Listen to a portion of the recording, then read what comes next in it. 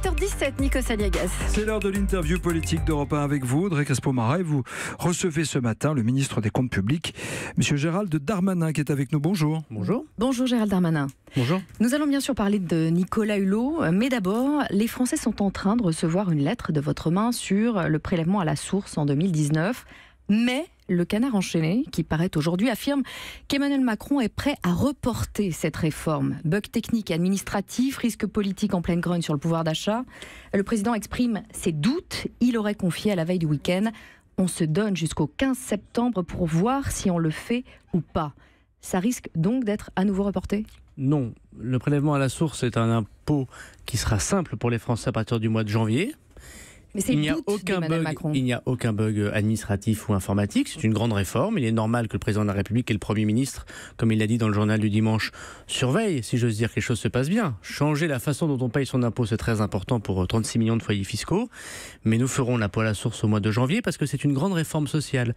Une grande réforme qui améliore la trésorerie des Français, notamment ceux qui travaillent, qui payent l'impôt. Qui peuvent donner l'impression au début que le pouvoir d'achat est diminué. Non, parce que les Français, d'abord les Français sont pour la plupart mensualisés. Donc vous savez que 16 ou 17 du mois, vous payez votre mensualisation, car un grand défaut, c'est pas d'être une mensualisation contemporaine. Si vous êtes aujourd'hui au chômage et qu'hier vous travaillez, malheureusement vous payez des impôts sur des revenus d'hier alors que vous avez moins d'argent aujourd'hui. C'est une réforme Donc ces doutes d'Emmanuel Macron sont totalement... Mais aujourd'hui, nous avons reporté d'1 an l'année dernière, nous avons travaillé à cette réforme, j'y travaille tous les jours, je suis cette semaine et notamment cet après-midi et demain en Pyrénées-Atlantiques pour continuer à vendre, si j'ose dire, le prélèvement à la source.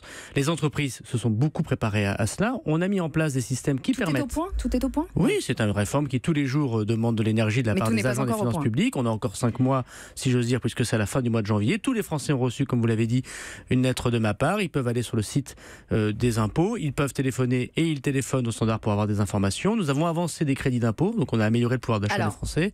C'est une grande réforme. Macron, il y a quelques jours déjà, dans le journal du dimanche, Édouard Philippe vendait un peu la mèche. Nous ferons le point sur la préparation de la réforme dans les prochaines semaines.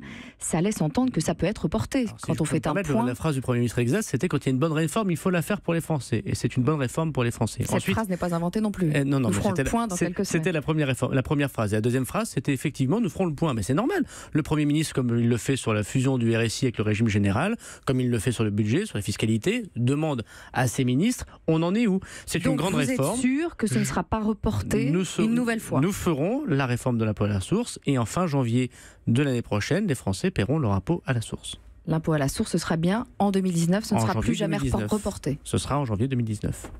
Je ne peux pas vous le dire autrement, je peux vous le dire en chinois médiéval ou en ch'timi. Vous y engagez ce matin.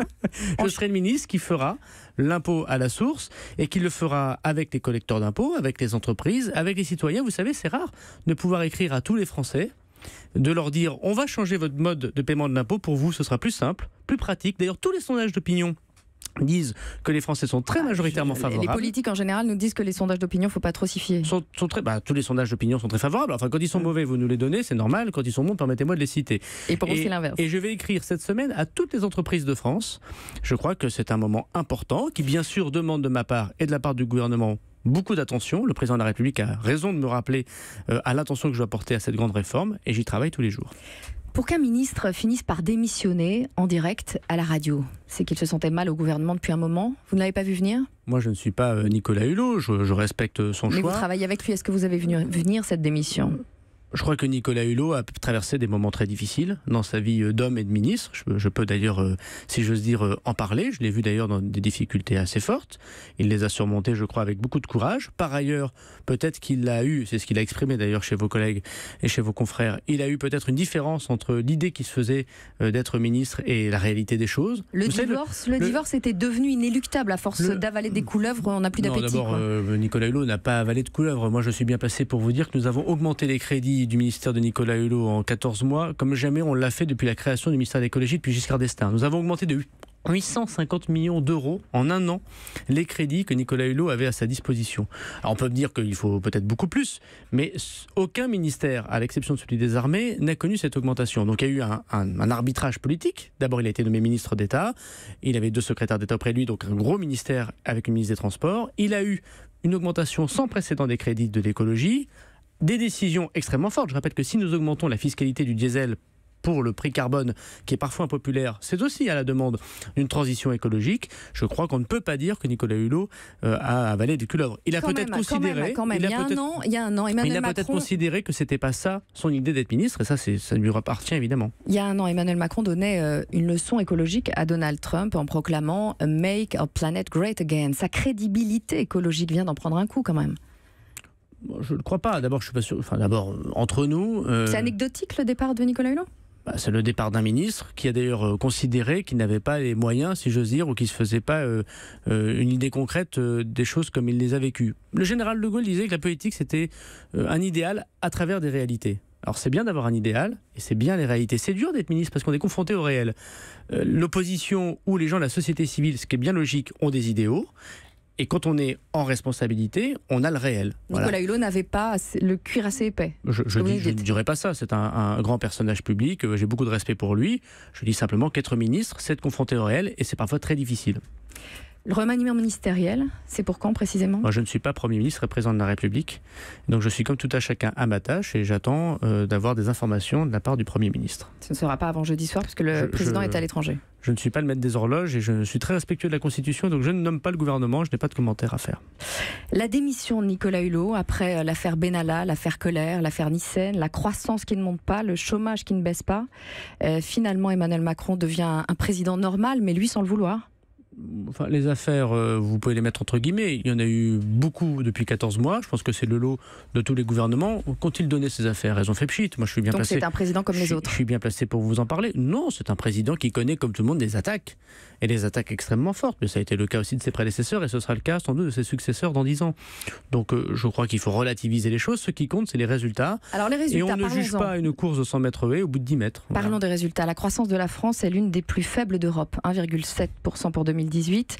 2,20, c'est la moyenne de la zone euro. La politique mise en place depuis 1 an et demi n'a pas un effet fou sur l'économie quand même. Mais c'est tout à fait faux. C'est très drôle. Les chiffres sont faux ? Cette comparaison parce que en fait 1,7 c'est exactement le taux de croissance que nous avions prévu dans le budget l'année dernière pour les 5 ans. Vous aviez prévu 2% au début. Le gouvernement misait sur 2%. C'est tout à fait faux. Je suis bien placé pour vous dire que nous avons construit vos premières déclarations. Nous avons construit un budget sur 5 ans avec 1,7% de croissance. Et d'ailleurs, on disait que nous étions trop pessimistes.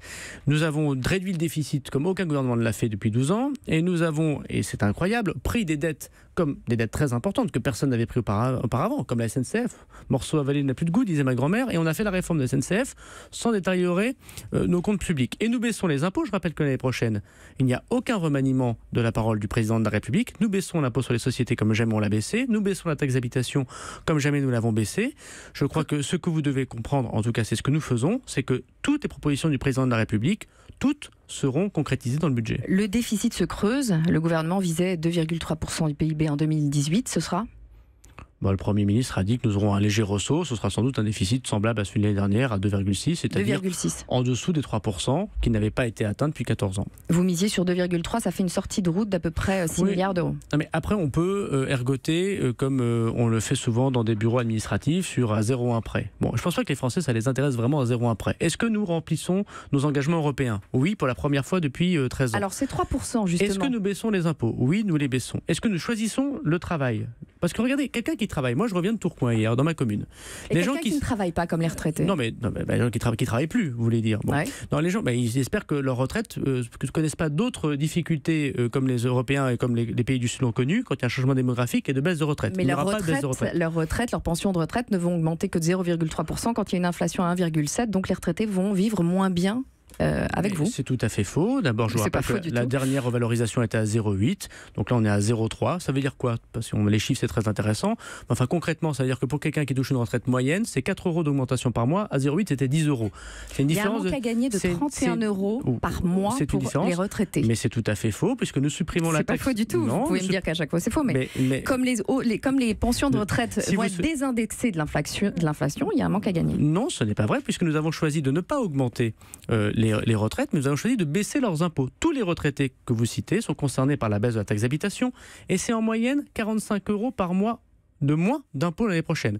Donc on peut faire les shadocs, donner comme sous le gouvernement précédent plus de subventions et puis augmenter les impôts. On a choisi de baisser les impôts. Tous les retraités verront une baisse d'impôts très importante et ce dès le mois d'octobre. Bon, la question entre nous, ce sera pour la prochaine fois, on n'a plus le temps, désolé. Merci. Bon courage. Merci beaucoup Gérald Darmanin.